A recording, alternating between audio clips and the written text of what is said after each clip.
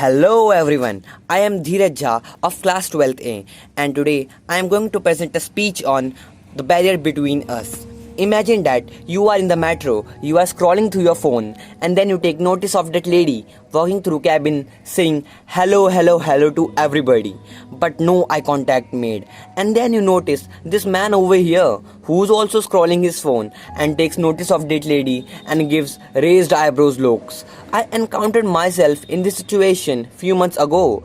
I was furious at the man's reaction, but what I also noticed that the same reaction was demonstrated by all people in the cabin. I dwelled on the thought and realized that the lady was a woman with special needs. So, special needs, what's it? In my opinion, special needs is a euphemism for disabled and separate people.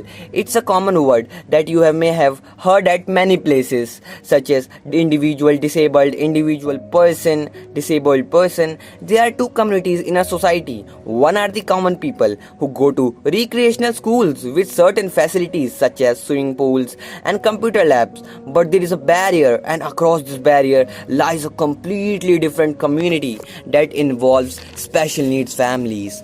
This barrier is a discrimination of us people in the normal community. Those people, we have pushed them away, and in this way that we have harmed ourselves, and in this way we will never able to recognize their talents. Take an example of Nick Vujicic, limbless person. He's a great speaker. We have welcomed him with both hands.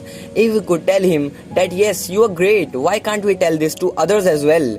Break this barrier. No barrier needed. We should merge the two communities together.